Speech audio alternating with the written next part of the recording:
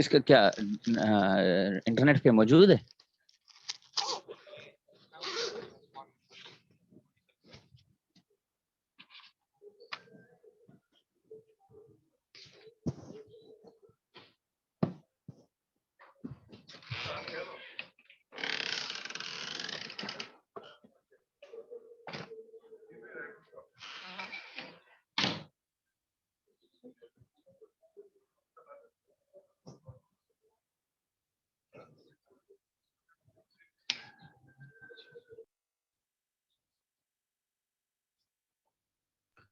تفسیر فہم قرآن آیت نمبر 142، دوسرا پارہ شروع ہو رہا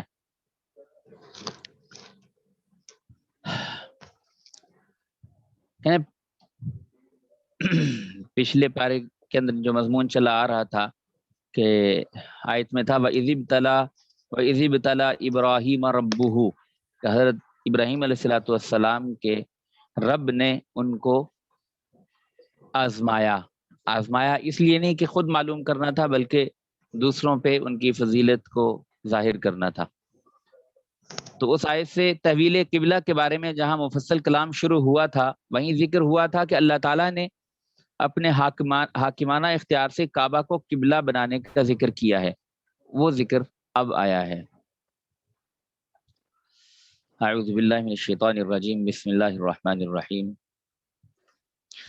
سيقول السفهاء من الناس ما ولاهم عن قبلتهم التي كانوا عليها قل لله المشرق والمغرب يهدي من يشاء إلى صراط مستقيم۔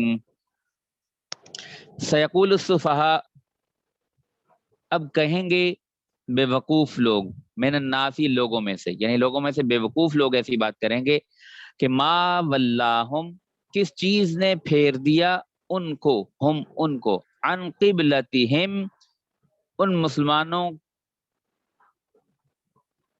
کے قبلے سے، التی کانوا علیہا، تھے وہ جس پر، یعنی مسلمان جس قبلے پر پہلے تھے اس سے کس چیز نے ان کو پھیر دیا۔ اور اس کی بنیاد بھی یہ تھی کہ آپ صلی اللہ علیہ وسلم کی زندگی کے دو دور گزرے ہیں، ایک مکی دور، ایک مدنی دور۔ اسی طرح کچھ رجحان جو ہوتا ہے طبیعت کا، اس کے بھی دو دور گزرے ہیں۔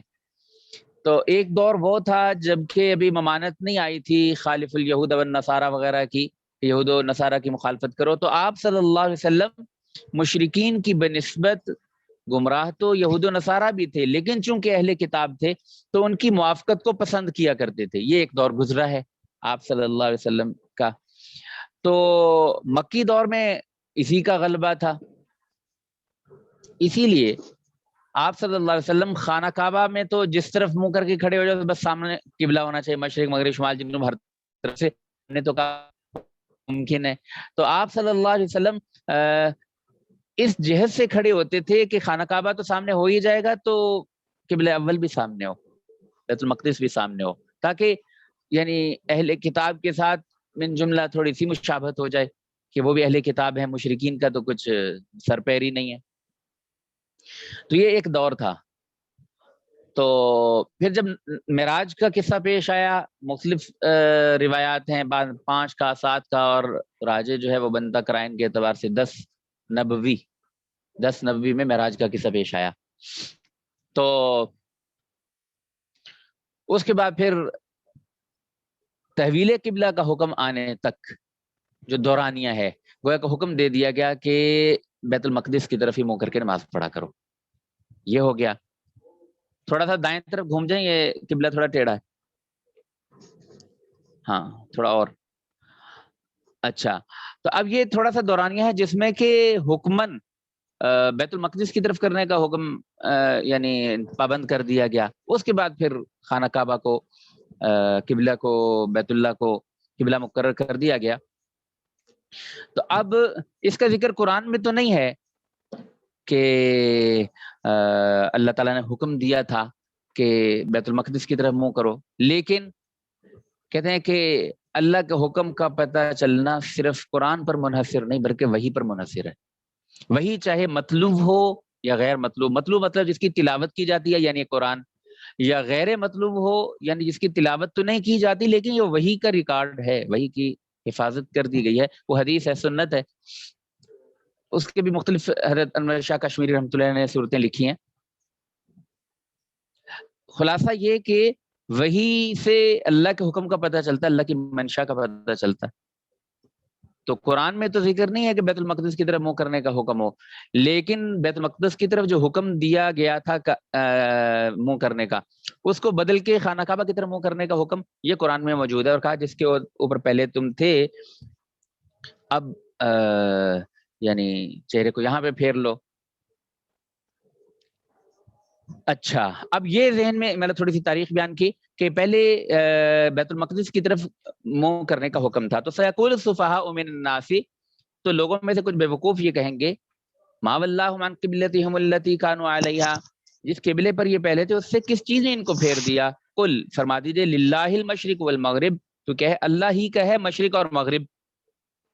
یہدی من یشاء الی صراط مستقیم، رہنمائی کرتا ہے جس کو چاہے صراط مستقیم کی طرف، راہ راست کی طرف. یہاں ایک اور بات بھی کہ ہم جو قبلے کی طرف منہ کرتے ہیں تو اس میں کیا حکمت ہے. بھی ایک تو ہے کہ حکم کی وجہ سے مان لیا، اور ایک ہے کہ حکمت کا پتہ ہو تو مان لیا. تو جو حکمت کا جس کو کہتے ہیں کہ غلام ہوتا ہے، وہ گویا کہ حکم کا غلام نہیں ہوتا، وہ اللہ کا بندہ نہیں ہے، وہ اپنی عقل کا غلام ہے. تو مومن کی شان تو یہ ہے کہ وہ حکم کو حکم کی بنیاد پہ مانے، اور حکمت پتہ لگ جائے تو بہت اچھا، نہ پتہ لگے تو بھی بہت اچھا. پاکستان بننے سے پہلے کی 100 سال 150 سال پیچھے چلے جائیں تو کئی تحریکیں چلیں کہ مسلمانوں کو اسلام سے ہٹاؤ، ہندوؤں کی طرف سے بھی اور عیسائیوں کی طرف سے. تو باقاعدہ حکومتی فنڈڈ ادارے تھے. ان میں ایک مشہور نام تھا پنڈت دیانند سرسوتی کا. وہ 10 اعتراض کیا کرتا تھا، تفصیل تو انتصار الاسلام میں ہے. اس میں ایک اعتراض یہ بھی کرتا تھا کہ ہم اگر بت کی طرف منہ کریں کہ یہ پتھر کا بنا کچھ دے نہیں سکتا تو ہم مشرک ٹھہرے، اور تم خانہ کعبہ کی طرف منہ کرو وہ بھی پتھر کا بنا ہوا ایک کوٹھا ہے تو اس کی طرف منہ کرو تو تم موحد کہلاؤ. یہ کیا ہے؟ تو اس کا جواب تفصیل سے عقلی نقلی حضرت نانوتوی رحمۃ اللہ علیہ نے تفصیل سے دیا ہے. میں حضرت نے ہر اعتراض کے 2 جواب دیے. چھوٹی سی کتاب ہے، اگر ہمت ہو تو پڑھنی بھی چاہیے.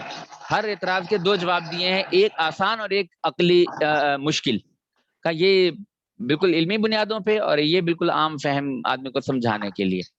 تو حضرت مولانا یعقوب نانوتوی رحمۃ اللہ نے بھی ایک جگہ لکھا ہے کہ قبلہ کی طرف جو ہم منہ کرتے ہیں تو اس لیے نہیں کہ وہ ہمارا مسجود لہو ہو کہ ہم اس کو سجدہ کرتے ہیں، نہیں، بلکہ یہ مسجود الیہ ہے، یعنی اس کی طرف منہ کر کے سجدہ اللہ کو کرتے ہیں، سجدہ ہم قبلے کو نہیں کرتے. اسی لیے اگر کوئی خانہ کعبہ کو معبود سمجھتے ہو اس کو سجدہ کرے گا تو یہ غیر اللہ کا سجدہ ہے، اور عبادت کا سجدہ غیر اللہ کو کیا تو کافر ہو جائے گا. تو خانہ کعبہ کی طرف جو ہم سجدہ کرتے ہیں تو اس طرف نہیں کہ وہ ہمارا مسجود لہو ہے، بلکہ اس لیے کہ وہ مسجود الیہ ہے. اللہ نے حکم دے دیا ادھر کو منہ کرو تو ہم ادھر کر رہے. پہلے حکم تھا کہ بیت المقدس کی طرف، تو مطلب ہم تو حکم کے بندے ہیں، اللہ کے بندے ہیں، جو حکم آ جائے گا. اچھا، تو یہدی من یشاء الی صراط مستقیم، تو رہنمائی کرتا ہے جس کو چاہے راہ راست کی طرف. تفسیر: بیت المقدس یہود کا قبلہ تھا، مسلمانوں کا بھی ابتداء میں یہی قبلہ تھا.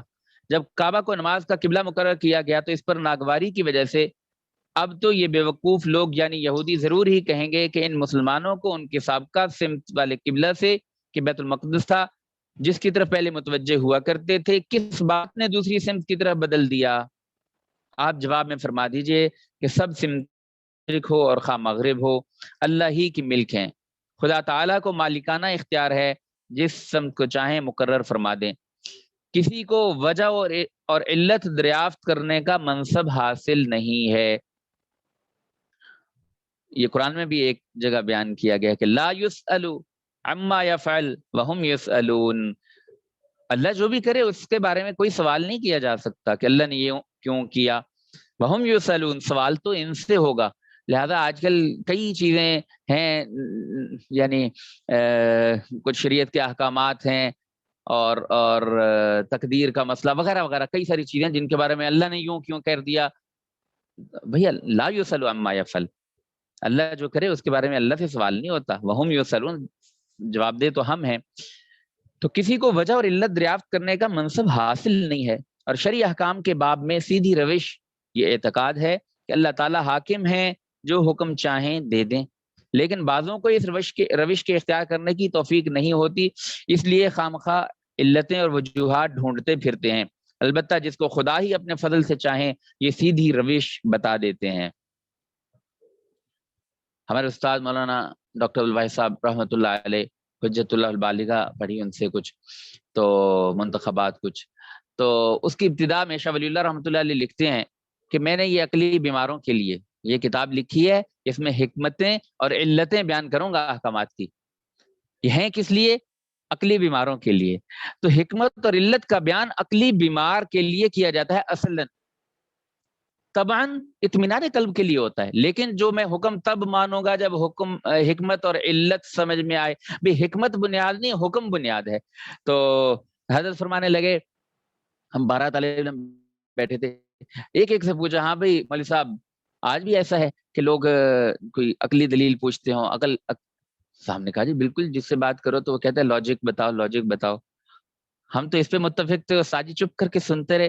جب بات ختم ہوئی تو فرمانے لگے، او مولوی صاحب آج کے زمانے میں عقل کو کون پوچھتا ہے، یہ جذبات کا دور ہے. پھر بطور مذاق کے فرمانے لگے، بات ٹھیک ہے حضرت کی، کہ تبلیغی ہیں تو وہ بھی جذبات بناتے ہیں، جہادی ہیں وہ بھی جذبات بناتے ہیں، سیاسی جماعتیں ہیں وہ بھی جذبات بناتی ہیں. وہ تو ہماری درسگاہ کے دائرے کی بات حضرت نے بیان فرما دی. پوری دنیا کے اندر اس وقت عقل بیچاری کو کوئی نہیں پوچھتا. 1972 وہ ٹرننگ پوائنٹ ہے جس میں غالباً مائیکل مین ہے یا وہ آرتھر کینن ڈائل ہے، اس میں سے کسی نے لکھا ہے، کہتے ہیں کہ ہم سے کیوں کہا جاتا ہے کہ اس کی عقلی توجیہ بیان کرو، عقلی دلیل دو کہ یہ کام کیوں کرتے ہو. ہم جنس پرستی، اس کی عقلی توجیہ ہم سے کیوں مانگی جاتی ہے؟ بس ہمیں اچھا لگتا ہے ہم کرتے ہیں. یعنی کیا کہہ رہے ہیں، ہماری خواہش ہے، ہمارے جذبات ہیں، بس ہم جو جذبات کہتے ہیں ہم وہ کرتے ہیں. یعنی یہ بات کہ عقل کو کوئی پوچھتا ہے یہ دھوکہ ہے. ہمارے بعض ساتھی کہتے ہیں میں ایسی عقلی دلیل دوں گا کہ سارے مان جائیں گے، اور دوسرا عقل بیچاری کو آج کے زمانے میں کوئی نہیں پوچھتا. یہ پوری پکی ٹھکی بات ہے. ہاں جب دوسرا لاجواب ہو جائے نا کہ جی تمہیں یہ مسئلہ بتایا اور تم یہ ناجائز کر رہے ہو، اب چونکہ ناجائز کو چھوڑنا پڑتا ہے تو پھر لاجواب ہو کے آدمی چپ تو رہتا نہیں، پھر کہتے نہیں جی اس کی عقلی توجیہ بتاؤ. عقلی توجیہ بھی ہے، لیکن یہ کہ تم نے عقلی توجیہ اس لیے تھوڑا ہی پوچھے کہ اطمینان ہو جائے. تم تو لاجواب ہو کے اگر ہم کہہ دیں کہ جی یہ جائز ہے، پھر کوئی نہیں پوچھتا. جو کام تم کر رہے ہو، کاروبار یوں کر رہے ہیں، یہ جائز ہے ناجائز ہے؟ جی جائز ہے. پھر تو ٹھیک ہو گیا، مفتی صاحب نے کہہ دیا، شریعت نے کہہ دیا. اور اگر کہیں کہ ناجائز ہے تو پھر پوچھتے ہیں. تو خیر کہہ صرف یہ رہا تھا یہاں پہ موضوع سے مناسبت کے، ایک ہے حکمت اور ایک ہے علت. ہر حکم کی علت ہے، حکم کی حکمت ہے، لیکن اس کا پتہ ہونا بالکل ضروری نہیں ہے. ہمارے لیے اتنا ضروری ہے کہ ہم ایمان رکھیں کہ اللہ حکیم ہے، اور فعل الحکیم لا یخلو عن الحکمہ. اس حکیم نے جو حکم دیا ہے وہ حکمت سے خالی نہیں ہے. ہمیں عمل کرنا ہے چاہے حکمت پتہ چلے یا نہ پتہ چلے. آگے بات آ بھی رہی ہے. آگے فرماتے ہیں کہ جس حاکمانہ اختیار سے ہم نے بیت المقدس کو چھوڑ کر کعبہ کو قبلہ بنایا ہے، اسی حاکمانہ اختیار سے ہم نے اور امتوں کو چھوڑ کر تم کو معتدل امت بنایا. وَكَذَلِكَ جَعَلْنَاكُمْ أُمَّةً وَسَطًا لِتَكُونُوا شُهَدَاءَ عَلَى النَّاسِ وَيَكُونَ الرَّسُولُ عَلَيْكُمْ شَهِيدًا. وَكَذَلِكَ جَعَلْنَاكُمْ، اور اسی طرح بنایا ہم نے تم کو، امتاً وسطا، معتدل امت، درمیانی امت، لتکونوا شہداء علی الناس، تاکہ تم گواہ لوگوں پر، تاکہ تم لوگوں پر گواہ ہو جاؤ. ویکون الرسول علیکم شہیدا، اور ہو رسول صلی اللہ علیہ وسلم علیکم تم پر شہیدن گواہی دینے والا. تفسیر، رے محمد صلی اللہ علیہ وسلم کی اتباع کرنے والوں، اس کو کہتے ہیں محذوف کہ خطاب ہمیں. اے حضرت محمد صلی اللہ علیہ وسلم کی اتباع کرنے والوں، اسی طرح ہم نے تم کو مجموعی طور سے ایسی ہی ایک جماعت بنا دیا ہے جو ہر پہلو سے نہایت اعتدال پر ہے اور دین کے تمام شعبوں میں افراط اور تفریط سے بچنے والی ہے، تاکہ تم مجموعی طور پر لوگوں پر گواہ بن جاؤ کہ اپنے قول اور عمل سے لوگوں کو دین حق کی پوری پوری خبر دو، اور رسول تم پر گواہ بن جائیں کہ وہ دین حق تم تک پورا پورا پہنچا دے، اور تم افراط و تفریط سے بچتے ہوئے اس کو صحیح صحیح اختیار کر لو۔ اسی آیت کا ایک اور مصداق قیامت کے دن ظاہر ہوگا کہ دیگر انبیاء علیہ السلام کی مخالف قوموں کے خلاف انبیاء علیہ السلام کے حق میں اس امت کے لوگ گواہی دیں گے، اور ان لوگوں کے عادل اور معتدل اور معتبر ہونے کی گواہی رسول اللہ صلی اللہ علیہ وسلم دیں گے، یعنی جو لوگ اس امت کے گواہی کے لیے چنے جائیں گے ان کے سچے اور عادل ہونے کی گواہی رسول اللہ صلی اللہ علیہ وسلم دیں گے۔ فائدہ، ہر پہلو سے جو معتدل کہا گیا امتوں وسطا، تو خاص تحویل قبلہ کے موقع پہ اس کا ذکر جو کیا کہ یہ امت وسط ہے، تو خاص تحویل قبلہ کے حکم میں اس کا مصداق یہ ہے کہ یہ امت نہ تو ایسی عامی ہے کہ اگر احکام کی حکمت بتائی جائے تو تب بھی نہ سمجھے، ایسا بھی نہیں ہے، اور نہ ایسی فلسفی کہ اگر حکمت نہ بتائی جائے تو اس کو جانے بغیر حکم ہی کو نہ مانے، چنانچہ حکم دیے جانے کے وقت حکمت نہیں بتائی گئی ویسے ہی مان لیا، بعد میں کچھ حکمتیں بتا دیں تو ان کو جان بھی لیا۔ وما جعلنا القبلة التي كنت عليها إلا لنعلم من يتبع الرسول ممن ينقلب على عقبيه وإن كانت لكبيرة إلا على الذين هدى الله وما كان الله ليضيع إيمانكم إن الله بالناس لرؤوف رحيم۔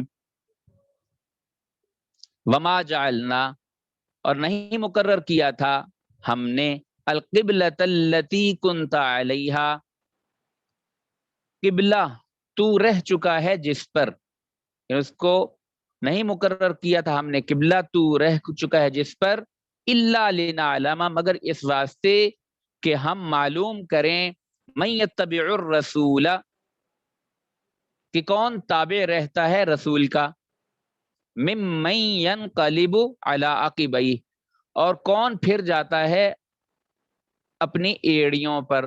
انقلاب بھی کہتے ہیں نا، انقلاب آ گیا تو انقلاب بدل جانے کو کہتے ہیں، تو کون اپنی ایڑیوں کے بل، جیسے کہ وہ فوجی پریڈ میں پھرا کرتے ہیں، تو کون پھر جاتا ہے ایڑیوں کے بل، یعنی 180 ڈگری پہ کون مڑ جاتا ہے، یہ تو حق ہے، اور کون اس سے بدل جاتا ہے۔ وَإِن كَانَتْ لَكَبِيرَةً، اور بے شک یہ بات، لَكَبِيرَةً بھاری ہوئی، إِلَّا عَلَى الَّذِينَ هَدَى اللَّهُ، مگر ان پر جن کو ہدایت دی اللہ نے۔ وَإِن كَانَتْ، یہ ان کا لفظ جو ہے وہ عموماً شرط کے لیے آتا ہے، یہاں شرطیہ نہیں ہے، اس کو کہتے ہیں ان مخففہ من المثقلہ، اصل میں تھا ان، اور اس پہ شد ہے، اس کو ثقیل کہتے تو مثقلہ، اس کو ثقیل سے خفیف بنا دیا، وَإِن كَانَتْ، اصل میں تھا وَإِنَّهُ كَانَتْ، تو یا وَإِنَّهَا كَانَتْ، تو اس کو کہتے ہیں مخففہ من المثقلہ، تو یہ لفظاً تو ان نظر آ رہا ہے جیسے شرطیہ ہو، لیکن یہ شرطیہ نہیں ہے بلکہ یہ تاکید کے لیے ہے، اور اسی لیے حضرت نے ترجمہ کیا وَإِن كَانَتْ لَكَبِيرَةً، اور بے شک یہ بات بھاری ہوئی، إِلَّا عَلَى الَّذِينَ هَدَى اللَّهُ، مگر ان پر جن کو ہدایت دی اللہ نے، وَمَا كَانَ اللَّهُ لِيُضِيعَ إِيمَانَكُمْ، اور نہیں ہے اللہ کے ضائع کرے تمہارا ایمان، إِنَّ اللَّهَ بِالنَّاسِ لَرَؤُوفٌ الرَّحِيمٌ، بے شک اللہ لوگوں پر بہت شفیق نہایت مہربان ہے۔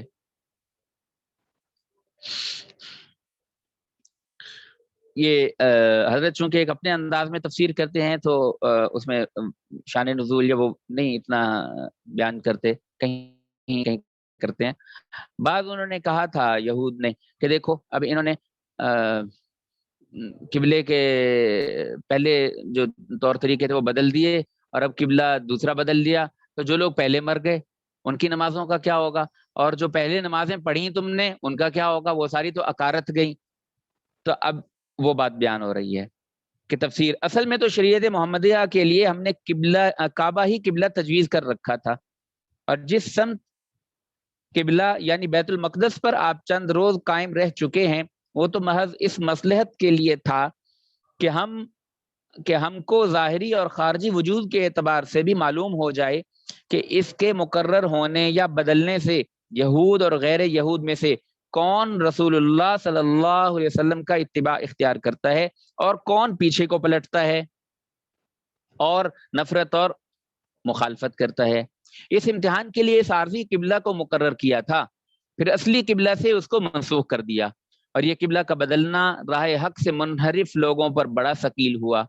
ہاں، مگر جن لوگوں کو اللہ تعالیٰ نے سیدھے طریق کی ہدایت فرمائی ہے، جس کا بیان اوپر آ چکا ہے، وہ احکام الہیہ کو بے چون و چراغ قبول کر لینا ہے، ان کو کچھ بھی گراں نہیں ہوا۔ یعنی سیدھا طریقہ کیا ہے؟ احکام الہیہ کو بے چون و چراغ قبول کر لینے، یہ سیدھا طریقہ ہے۔ تو جن کی طبیعت یہ تھی ان کو کچھ بھی گراں نہیں ہوا، جیسا پہلے اس کو خدا کا حکم سمجھتے تھے اب اس کو سمجھنے لگے۔ اور ہم نے جو کہا ہے کہ بیت المقدس اصلی قبلہ نہ تھا، اس سے کوئی شخص یہ وسوسہ نہ لائے کہ پھر تو جتنی نمازیں ادھر پڑھی ہیں وہ یا تو ضائع ہو گئیں یا ان میں ثواب کم ملا ہوگا، کیونکہ اصل قبلہ کی طرف نہ تھیں۔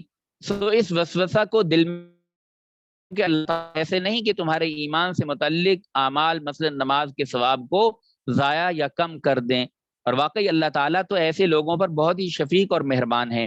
تو ایسے شفیق مہربان پر یہ کب گمان ہو سکتا ہے کہ وہ یہ کر دے؟ کیونکہ کسی قبلہ کا اصلی یا غیر اصلی ہونا تو ہم ہی جانتے ہیں، تم نے دونوں کو ہمارا حکم سمجھ کر قبول کیا، اس لیے ثواب بھی کسی کا کم نہ ہوگا۔ حضرت نے شان نزول تو بیان نہیں کیا، لیکن اس کی وہ وجہ جو ہے وہ جو جواب کی وہ بیان کر دی ہے۔ بعض تفاسیر میں وہ ان یہود کے نام بھی بتائیں کہ فلاں فلاں نے یہ اعتراض کیا تھا۔ رب حکیمانہ جواب دے کر اب حکیمانہ جواب شروع ہوتا ہے، جس میں کئی حکمتوں کی طرف اشارہ ہے۔ پہلی حکمت، قد نرى تقلب وجهك في السماء فلنولينك قبلة ترضاها فول وجهك شطر المسجد الحرام وحيث ما كنتم فولوا وجوهكم شطره وإن الذين أوتوا الكتاب ليعلمون أنه الحق من ربهم وما الله بغافل عما يعملون۔ قد نرى، بے شک ہم دیکھ رہے ہیں، تقلب وجہ کا، بار بار اٹھنا تیرے منہ کا، فی السماء، آسمان کی طرف، فلنولینک، سو ہم ضرور پھیر دیں گے۔ وہ کہتے ہیں عربی میں لام تاکید تاکید ثقیلہ، شروع میں بھی لام آخر میں نون آتا ہے تو وہ بھی تاکید، اور اس میں پھر دو درجے ہیں، ایک ہے نون تاکید خفیفہ لنولین، اور ایک لنولین، تو لام تاکید با نون تاکید ثقیلہ، ضرور بالضرور، تو ہم فلنولینک قبلۃ ترضاھا، تو ہم ضرور پھیر دیں گے تجھ کو اس قبلے کی طرف، ترضاھا، پسند کرتا ہے تو جس کو، فولی وجہک، تو اب پھیر لے اپنا منہ، شطر المسجد الحرام، طرف مسجد حرام کے، شطر طرف کو بھی کہتے ہیں، جہت کو بھی، اور نصف کو بھی، وسط کو بھی، کئی سارے معنی آتے ہیں، یعنی خانہ کعبہ کی طرف، اس طرف کو منہ پھیر لو۔ وحیث ما کنتم، اور جس جگہ پر تم ہو موجود ہو، فولوا وجوہکم شطرہ، تو پھیرو اپنے منہ، ہاں بھی ہو وہ اپنے منہ کو قبلے کی طرف پھیر کے نماز پڑھا۔ وَإِنَّ الَّذِينَ أُوتُوا الْكِتَابَ، اور جو دیے گئے کتاب یقیناً جانتے ہیں، لَيَعْلَمُونَ، وَإِنَّ الَّذِينَ أُوتُوا الْكِتَابَ، اور جو دیے گئے کتاب یقیناً لَيَعْلَمُونَ، جانتے ہیں، أَنَّهُ الْحَقُّ مِن رَبِّهِمْ، کہ یہی ٹھیک ہے ان کے رب کی طرف سے، وَمَا اللَّهُ بِغَافِلٍ، اور نہیں ہے اللہ بے خبر، عما یعملون، ان کاموں سے جو وہ کرتے ہیں۔ تفسیر، کعبہ کے قبلہ ابراہیمی ہونے کی وجہ سے اور آپ کی نبوت کی علامات میں سے ایک علامت ہونے کی وجہ سے آپ جو دل سے کعبہ کے قبلہ ہونے کی خواہش رکھتے ہیں اور وہی کی امید میں بار بار آسمان کی طرف نظر اٹھا کر بھی دیکھتے ہیں کہ شاید فرشتہ حکم لے آئے، سو آپ صلی اللہ علیہ وسلم کے منہ کا بار بار آسمان کی طرف اٹھنا ہم دیکھ رہے ہیں، اور چونکہ ہمیں آپ کی خوشی پورا کرنا منظور ہے، اس لیے ہم وعدہ کرتے ہیں کہ آپ کو اسی قبلے کی طرف متوجہ کر دیں گے جو آپ کو پسند ہے۔ لو پھر ہم حکم ہی دیے دیتے ہیں کہ اب سے اپنا چہرہ نماز میں مسجد حرام کی طرف کیا کیجئے، اور یہ حکم صرف آپ کے لیے مخصوص نہیں بلکہ تم سب لوگ، پیغمبر بھی اور امتی بھی، جہاں کہیں موجود ہو، خواہ مدینہ میں یا اور جگہ، یہاں تک کہ خود بیت المقدس میں بھی ہو، تو اپنے چہروں کو اسی مسجد حرام کی طرف کیا کرو۔ اور اس قبلہ کے مقرر ہونے کے متعلق یہ اہل کتاب بھی بالعموم اپنی کتابوں کی پیشین گوئی کی وجہ سے کہ نبی آخر الزمان صلی اللہ علیہ وسلم کا قبلہ اس طرح ہوگا، یقیناً جانتے ہیں کہ یہ حکم بالکل ٹھیک ہے اور ان کے پروردگار ہی کی طرف سے ہے، مگر دشمنی کی وجہ سے مانتے نہیں، اور یہ کسی دھوکہ میں نہ رہیں، کیونکہ اللہ تعالیٰ ان کی کاروائیوں سے ذرا بھی بے خبر نہیں ہے۔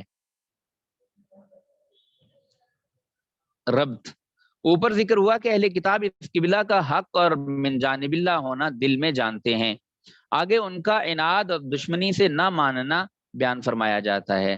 وَلَئِنْ أَتَيْتَ الَّذِينَ أُوتُوا الْكِتَابَ بِكُلِّ آيَةٍ مَا تَبِعُوا قِبْلَتَكَ وَمَا أَنْتَ بِتَابِعٍ قِبْلَتَهُمْ وَمَا بَعْضُهُمْ بِتَابِعٍ قِبْلَةَ بَعْضٍ وَلَئِنِ اتَّبَعْتَ أَهْوَاءَهُمْ مِنْ بَعْدِ مَا جَاءَكَ مِنَ الْعِلْمِ إِنَّكَ إِذًا لَمِنَ الظَّالِمِينَ۔ وَلَئِنْ أَتَيْتَ، اور اگر تو لائے، الذین اوتوا الکتاب، اہل کتاب کے پاس، بکل آیت، ساری دلیلیں، ما تبعوا قبلتک، جب بھی نہ پیروی کریں گے تیرے قبلے کی، وما انت بتابع قبلتہم، اور نہیں تو پیروی کرنے والا قبلتہم، ان کے قبلے کی، وما بعضهم بتابع قبلۃ بعض، اور نہ ان کا بعض پیروی کرنے والا ہے دوسرے بعض کے قبلہ کی۔ وَلَئِن، اور اگر، اتبعت اہواءہم، تو نے پیروی کی ان کی خواہشوں کی، من بعد ما جاءک من العلم، بعد اس کے جو پہنچا تجھ کو علم، انک اذا لمن الظالمین، تو بے شک تو ہوگا اس وقت ظالموں میں سے۔ تفسیر، اور باوجود ان لوگوں کے سب کچھ سمجھنے کے، ان کی ضد کی یہ حالت ہے کہ اگر آپ ان اہل کتاب کے سامنے تمام دنیا بھر کی دلیلیں جمع کر کے پیش کر دیں، جب بھی یہ کبھی آپ کے قبلہ کو قبول نہ کریں گے، اور ان کے ساتھ موافقت کی امید اس لیے نہ رکھنی چاہیے کہ آپ کا قبلہ بھی منسوخ ہونے والا نہیں، اس لیے کہ آپ بھی ان کے قبلہ کو قبول نہیں کر سکتے، بس موافقت کی کوئی صورت باقی نہیں رہی۔ اور ان جیسے اہل کتاب کو آپ سے ضد ہے، ان میں باہم بھی موافقت نہیں، کیونکہ ان کا کوئی فریق بھی دوسرے فریق کے قبلہ کو قبول نہیں کرتا۔ مثلا یہود نے بیت المقدس لے رکھا تھا اور نصارہ نے مشرق کی سمت کو قبلہ بنا رکھا تھا، اور خدا نخواستہ آپ تو کسی طرح ان کے قبلہ کو جو اب منسوخ شروع ہے لے ہی نہیں سکتے، کیونکہ اگر آپ ان کے ان نفسانی خیالات کو، جو اگرچہ اصل میں آسمانی حکم رہے ہوں لیکن اب منسوخ ہو چکے ہیں، اس لیے ان پر عمل کرنا محض نفسانی تعصب ہوگا۔ اگرچہ آسمانی حکم رہے ہوں لیکن اب چونکہ منسوخ ہو چکے ہیں، اس لیے ان پر عمل کرنا محض نفسانی تعصب ہوگا۔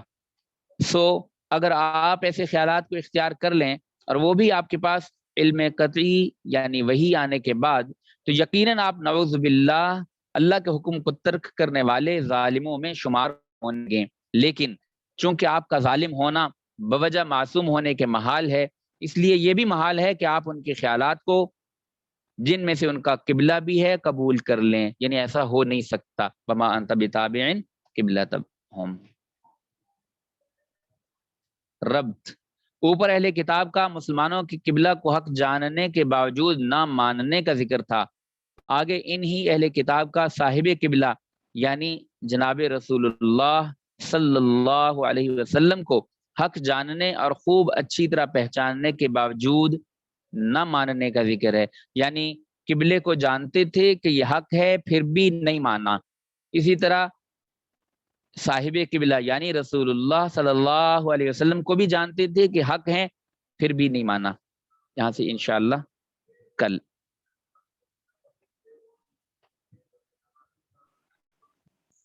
کوئی سوال کوئی ہے تو نہیں؟ السلام علیکم. جی وعلیکم السلام ورحمۃ اللہ. حضرت ابھی جو آیت آپ نے پڑھی اس سے پچھلی